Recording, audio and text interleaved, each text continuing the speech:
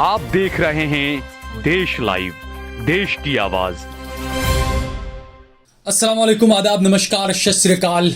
देश लाइव में आपका स्वागत है। मैं हूं सहल कुरैशी। पद्मश्री अवार्ड से नवाजे गए स्वामी सच्चिदानंद महाराज ने गुजरात के खेड़ा के वड़ताल के स्वामीनारायण मंदिर में कुछ नफरत भरे भाषण दिए हैं। और सिर्फ इन्होंने ही नहीं, एक और स्वामी है नौतम स्वामी महाराज, उन्होंने भी कुछ इस तरह के बयान दिए हैं। मंदिरों का पैसा विधर्मियों पर खर्च न किया जाए, मुसलमानों पर खर्च न किया जाए, इस तरह की कुछ बातें, लव जिहाद को लेकर कुछ बातें, ये तमाम चीजें कही गई है। इस मुद्दे पर हम आगे विस्तार से बात करेंगे, लेकिन उससे पहले अगर आपने हमारा चैनल देश लाइव सब्सक्राइब न किया हो तो हमारे चैनल को जरूर सब्सक्राइब कर लें। सोशल मीडिया के तमाम प्लेटफॉर्म्स पर, फेसबुक पर, ट्विटर पर, इंस्टाग्राम पर आप देश लाइव के पेज को फॉलो करें, सब्सक्राइब करें। और इसके अलावा सहल कुरैशी और सहल कुरैशी ऑफिशियल के पेज को भी जरूर फॉलो करें, सब्सक्राइब करें। फेसबुक के ऊपर अगर आप हमारा वीडियो देख रहे हैं तो आप स्टार बटन दबाकर हमारा ज्यादा से ज्यादा सहयोग करें। हमने हमारा नंबर भी दे रखा है, हमारा ज्यादा से ज्यादा समर्थन करें। हम बात कर रहे हैं स्वामी नारायण के मंदिर में दिए गए नफरत भरे भाषणों की। स्वामी नारायण गुजरात का एक ऐसा साधुओं का एक समुदाय, ये कह सकते हैं, जो पूरी दुनिया में जिसके पर फैले हुए हैं। कुछ साल पहले हमने देखा कि दुबई के अंदर स्वामी नारायण का एक मंदिर बनाया गया था। तकरीबन 27 एकड़ पर जमीन पर वो मंदिर बना। और उसके बाद अबू धाबी में एक दूसरा, एक तकरीबन 55,000 वर्ग मीटर पर दूसरा मंदिर बन रहा है। और इस मंदिर के बारे में यह कहा गया कि स्वामी नारायण का जो मंदिर बना है वहां पर, और जो मंदिर बन रहा है अबू धाबी में, वो पहला हिंदू मंदिर है जो शांति, सहिष्णुता और सद्भाव का प्रतीक है, ये कहा गया। हमारे विदेश मंत्री एस जयशंकर खुद वहां पर मौजूद थे जब वहां पर इस मंदिर की नींव रखी गई अबू धाबी में, वो खुद वहां पर मौजूद थे। और सबसे पहले 1950 में हिंदू मंदिर बना था यूएई में, यूनाइटेड अरब अमीरात में। और वहां की अथॉरिटी की तरफ से इस मंदिर के लिए 15 एकड़ जमीन 1950 में दी गई थी। और वो मंदिर भारतीय और इस्लामिक आर्किटेक्चर का उदाहरण माना जाता था। अब ये स्वामीनारायण मंदिर की बात कर रहा हूं मैं, कि मुसलमानों ने इन स्वामीनारायण मंदिर के लिए खूब सारी जमीनें दी और कहा कि आप मंदिर बनाइए यूएई के अंदर, यूनाइटेड अरब अमीरात में। और दुबई में एक मंदिर बना और उसके बाद में अबू धाबी में मंदिर बन रहा है, जो तकरीबन 888 करोड़ रुपए की लागत से बन रहा है। तो वहां पर आप दिखाते हैं कि हम सहिष्णु हैं, हम सर्वधर्म की बात करते हैं, जबकि गुजरात जो कि प्रयोगशाला है हिंदुत्व की और आरएसएस की, उस प्रयोगशाला के अंदर ये स्वामीनारायण के संत, जिन्हें पद्मश्री अवार्ड दिया गया, पद्मश्री अवार्ड हासिल करने वाला इतने नफरत भरे भाषण कैसे दे सकता है। स्वामी सच्चिदानंद ने कहा कि दुनिया में सबसे ज्यादा इनकम करने वाला मंदिर है तिरुपति का मंदिर, और उसकी ज्यादातर इनकम जो है वो विधर्मियों पर, यानी कि मुसलमानों पर खर्च होती है। अब यह आंकड़ा वो कहां से लाए हमें नहीं पता, पता नहीं कहां से उनको ऐसा लग गया कि तिरुपति की रकम, पैसा जो है वो मुसलमानों पर खर्च हो रहा है, पता नहीं कहां से उन्हें यह मिल गया। और उसके बाद वो कहते हैं कि गुजरात में तो ऐसा नहीं होता होगा, लेकिन अगर गुजरात में ऐसा हो रहा है तो हम लोगों को जाग जाना चाहिए। हमारा पैसा, हमारे मंदिर सिर्फ हिंदुओं पर ही खर्च होने चाहिए, मुसलमानों पर यह पैसा खर्च नहीं होना चाहिए। ये कह रहे हैं पद्मश्री अवार्ड हासिल करने वाले स्वामी सच्चिदानंद। आप सोचिए, क्या स्वामी ऐसा होता है? क्या स्वामी इस तरह का भाषण देता है? ये स्वामी जी की जो इंटरव्यू है गुजराती में है, हम आपको सुनाते हैं, आप सुनिए स्वामी सच्चिदानंद ने क्या कुछ कहा था वड़ताल में, गुजरात में जो प्रोग्राम हुआ उसमें। दुनिया का सबसे ज्यादा इनकम करने वाला मंदिर तिरुपति बालाजी मंदिर है, और उसका पैसा विधर्मियों में, यानी कि मुसलमानों में खर्च हो रहा है। पैसा हिंदुओं का और जा रहा है मुसलमानों के हाथ में।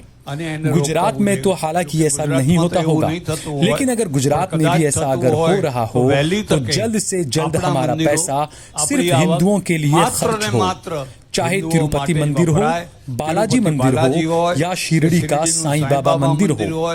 इनकी व्यवस्था हिंदुओं के हाथों में होनी चाहिए, और इनका पैसा भी सिर्फ और सिर्फ हिंदुओं पर ही खर्च किया जाना चाहिए। तो सुना आपने, ये यहां तक कह रहे हैं कि जितने भी जो मंदिर हैं, देश के जितने भी मंदिर है, तिरुपति मंदिर है, बालाजी मंदिर है, इसके अलावा शिरडी का साईं बाबा मंदिर है, इन सभी की व्यवस्था जो है वो हिंदुओं के हाथों में ही होनी चाहिए और इसका पैसा सिर्फ हिंदुओं पर ही खर्च होना चाहिए। ये कहा है स्वामी सच्चिदानंद ने। जबकि दुबई में अरबों के गले लगने में इन्हें कोई वो नहीं है, संकोच नहीं होता। अरब लोग इन्हें मुसलमानों की जमीन पर जमीन दे रहे हैं, वो लेने में इन्हें कोई संकोच नहीं है। कई सारी जगहों पे हमने देखा, और मैं तो सोच रहा हूं कि ऐसे स्वामियों के इस तरह के गंदी बातें सुनकर, ऐसे भाषण सुनकर, जो बजरंगबली के मंदिर के लिए जिन्होंने उत्तर प्रदेश के शाहजहांपुर में 1 करोड़ रुपया दिया था, उनका नाम था बाबू अली, वो इन साधु संतों के भाषण सुनकर खुद को मेरे ख्याल से ठगा हुआ महसूस कर रहे होंगे। अब तो ये सिर्फ स्वामी सच्चिदानंद ही नहीं है, इसके अलावा एक और स्वामी है, उन्होंने भी बहुत अनाप शनाप बकवास की। इस कार्यक्रम में नौतम स्वामी ने सारी हदें पार कर दी।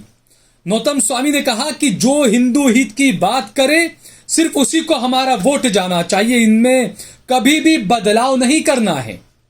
उन्होंने कहा जो हिंदू हित की बात करेगा वो ही भारत देश पर राज करेगा।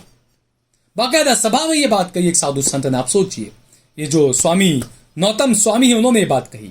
इसके अलावा लव जिहाद को लेकर भी उन्होंने बहुत बातें कही। लव जिहाद को लेकर कहा कि हमारी बेटियों को हमें ये करना चाहिए, हमारे उसके हाथ में कलाई पे ये बांधना चाहिए, हमारी बेटियों को हमको गाय को चारा खिलाने के लिए ले जाना चाहिए। ये तमाम चीजें उन्होंने बताई कि इससे लव जिहाद से बचा जा सकता है।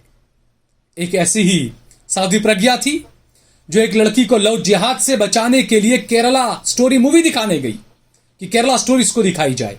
वो लड़की किसी मुसलमान से शादी कर चली गई थी उसके घर पर, फिर पता नहीं जैसे तैसे करके उसको वापस लेकर आए। फिर ये साध्वी जी उसको लेकर केरल स्टोरी मूवी देखने गई और मूवी देखने के बाद में वो लड़की वापस उस मुसलमान लड़के के साथ भाग गई। ये इस देश का असली आपको चेहरा बता रहा हूं मैं, कि वो लड़की जो जा रही है मुसलमान लड़के के साथ, उसके जहन में कहीं पर भी लव जिहाद नहीं है।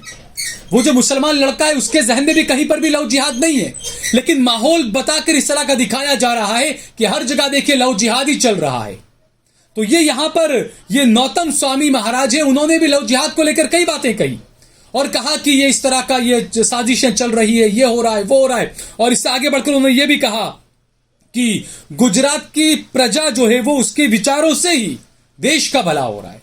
यानी अगर गुजरात नहीं होता तो देश का भला ही नहीं हो सकता था। आप सोचिए, उनका कहना है। उन्होंने कहा कि बड़े बड़ी शख्सियत यहां से आई हैं, वो किसकी तरफ इशारा कर रहे हैं आप सोचिए। उन्होंने ये भी कहा कि अब दंगे नहीं होते, अब कर्फ्यू नहीं लगता, है तमाम चीजें भी उन्होंने कही।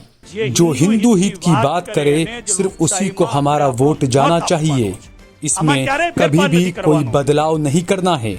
इसीलिए हम कहते हैं जो हिंदू हित की बात करेगा वही देश पर राज करेगा। मिस्टर राहुल गांधी अमेरिका में कहते हैं कि मुस्लिम लीग एक सेक्युलर है। क्या आपको यहाँ पर बैठे हुए लोग सेक्युलर नजर नहीं आते? इस देश का हिंदू सबसे ज्यादा सेक्युलर है। अगर हिंदू सेक्युलर नहीं होता तो इस देश की धरती पर दूसरे कोई धर्म टिक ही नहीं पाते। गुजरात सरकार वर्तमान में जो काम कर रही है, भूपेंद्र भाई, हर्ष भाई, सीआर साहब, भारतीय जनता पार्टी की सरकार ने खासकर बेट द्वारका में जो डिमोलिशन का जो काम किया है वो बड़े आशीर्वाद वाला काम किया है। मैं बेट द्वारका जाकर आया। बेट द्वारका को मज़ार शरीफ बनाने की साजिश रच रहे थे मुसलमान। तो ये जो बयान स्वामियों की तरफ से दिए जाते हैं, सुप्रीम कोर्ट ने कहा कि हेड स्पीचेस के खिलाफ कार्रवाई करे पुलिस। पुलिस क्यों सो रही है इन सबके बयानों के बावजूद भी, ये समझ में नहीं आ रहा। कि एक साधु संत उठकर ये कहता है कि विधर्मियों पर पैसा खर्च नहीं होना चाहिए। कौन सा पैसा खर्च हो रहा है हमें नहीं पता। आप जाइए किसी शोरूम के अंदर, कोई लड़की आएगी लटके मटके करते हुए, या कोई लड़का आएगा सर्जी सर्जी करते हुए आपके पास में, नेहा नेहा श्रद्धा कुछ नाम होगा उसका, लड़के का नाम होगा रमेश मुकेश कुछ भी, वो आपके पास आएगा। आप जाइए, बुर्का पहनकर जाइए, दाढ़ी टोपी में जाइए, वो आपको महंगे से महंगा मोबाइल दिखाएगा, आपको मोबाइल बेचेगा वो, क्योंकि उससे उसका इंसेंटिव बनता है। आपको मोबाइल बेचकर उसका इंसेंटिव बनेगा, उसको पैसा मिलेगा। और उसके बाद में वही लड़का वही लड़की आप उसके स्टेटस पर देखें, व्हाट्सएप पर, फेसबुक पर, इंस्टाग्राम पर, तो मुसलमानों के खिलाफ उसने नफरत भरी होगी। मुसलमानों से व्यापार न करें, मुसलमानों से पैसों का लेन देन न करें।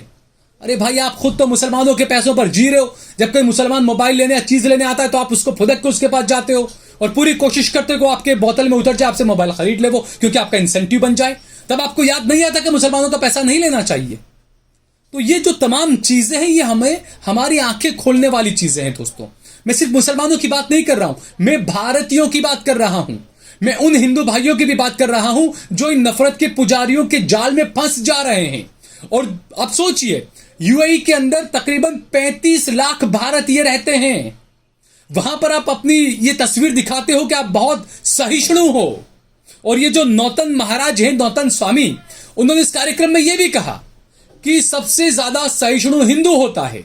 अगर हिंदू सहिष्णु नहीं होता तो इस धरती के ऊपर कोई भी मजहब नहीं बचता। वो ये कह रहे हैं। आप सोचिए, मैं उन नौतन स्वामी जी से कहूंगा कि स्वामी जी, एक तरफ आप कहते हो कि 800 साल तक मुसलमानों ने राज किया। अब आप खुद बताइए कि अगर मुसलमान सहिष्णु नहीं होता तो क्या इस देश के अंदर एक भी हिंदू बच पाता?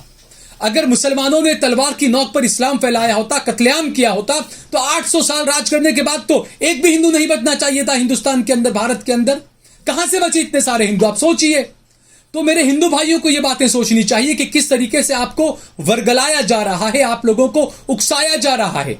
हम एक भारत श्रेष्ठ भारत की बात करते हैं, लेकिन इस भारत को तोड़ने की बात की जा रही है। एक वक्त था, आप देखिए, वसंत रजब की धरती गुजरात को कहा जाता था।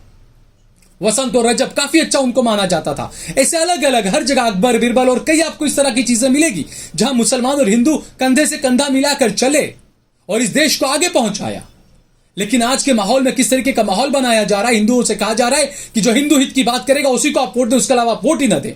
यानी मैं हमेशा 2014 से लगातार कह रहा हूं कि इस देश के अंदर हिंदू भाइयों के वोटों का मॉब लिंचिंग हो रहा है। हिंदू भाइयों को उल्लू बनाकर, बेवकूफ बनाकर उनका वोट लिया जा रहा है, उनको बेवकूफ बनाया जा रहा है। और विकास, ये सिर्फ नारा है, विकास पर कोई चुनाव नहीं हो रहा है यहां पर।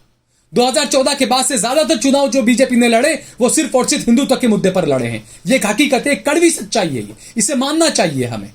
तो अगर आप इसी पर चलेंगे तो आप सोचिए आगे जाकर आप देश को किस गर्क में ले जाएंगे। आप समझ सकते हैं इन चीजों को। अगर आपको ये वीडियो पसंद आया हो तो इस पर कमेंट करें, इसे लाइक करें, इसे ज्यादा से ज्यादा शेयर करें। अगर आपने हमारा चैनल देश लाइव सब्सक्राइब न किया हो तो हमारे चैनल को जरूर सब्सक्राइब करें।